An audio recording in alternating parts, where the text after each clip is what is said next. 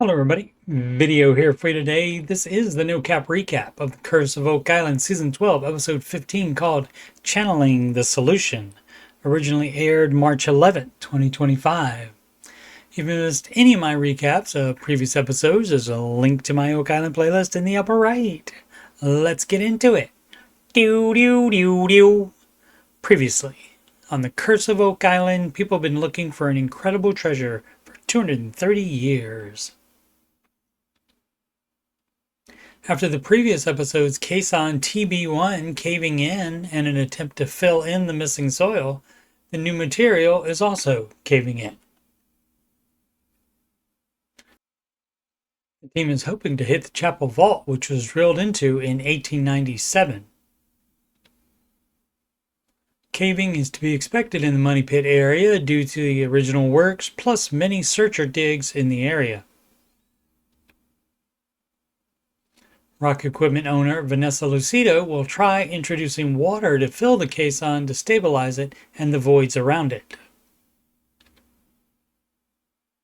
The team has started excavating to the north of Tom Nolan's road at the top of the swamp after finding a wood and cobble path as well as a brick vault structure south of the road.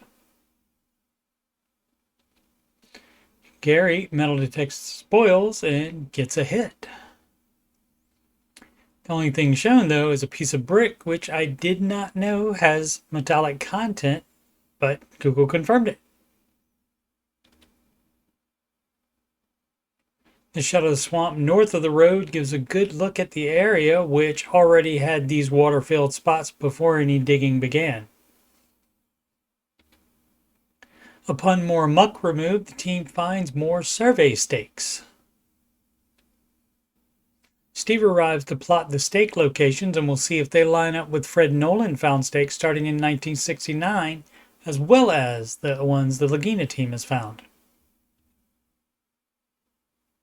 More muck removed reveals stacked stones, likely a continuation of the cobble path found to the south earlier this season. In the Money Pit area, the water is being put into the TB1 caisson. On the lab table, we see 4 hand-wrought nails found in the TB1 caisson spoils. Emma says the 3 on the left are searcher nails, but the one to the far right is older than the discovery of the Money Pit. This graphic shows the location of TB1 at EF-5.5, as well as the Hedden and Chapel shafts, plus other boreholes drilled by previous searchers on the Laguna team. The gold circle indicates the area of the high gold content readings in the water.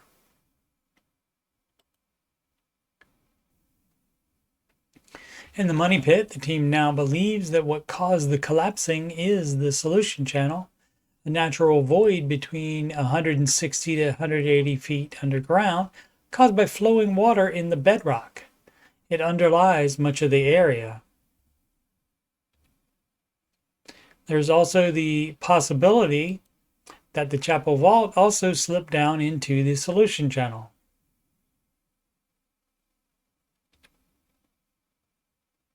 This transition shot is a good one to determine the location of TB1 because it shows the Money Pit roads and the yellow cover of the garden shaft.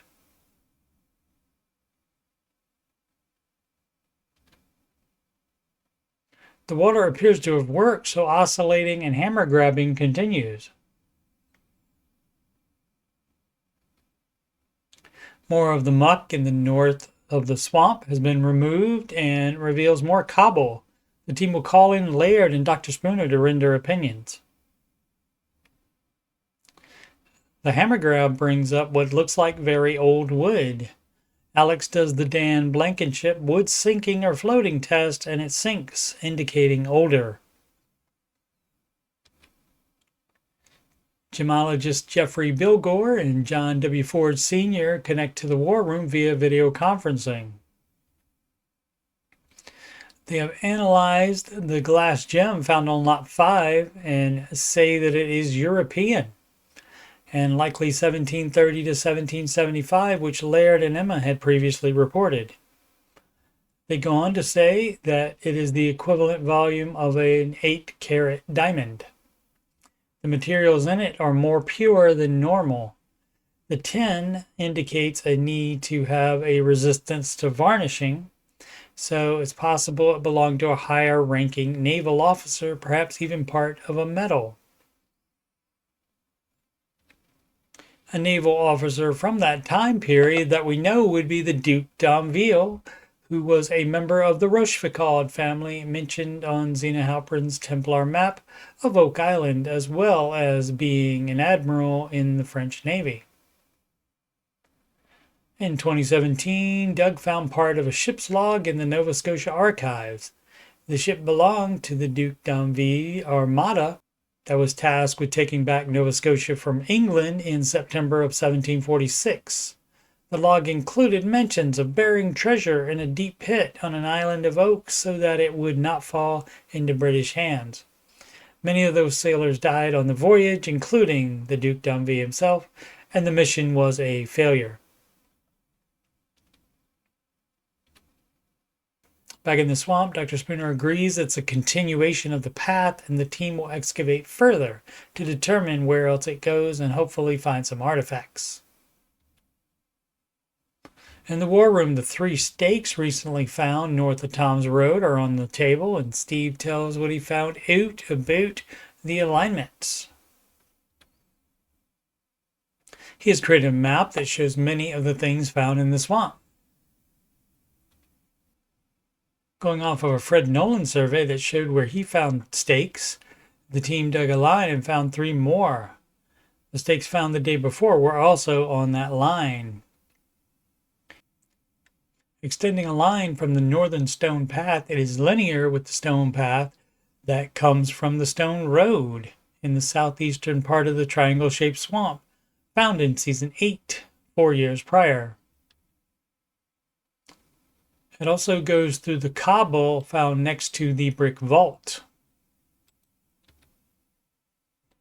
Jack suggests that the swamp area is like a hub, and there are paths to the money pit and to Lot 5. Projecting the line northwest intersects Lot 5 near the big feature.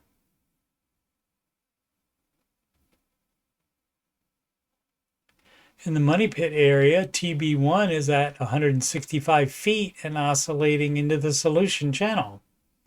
The caving begins again. Vanessa's team is having to fill every half hour or so.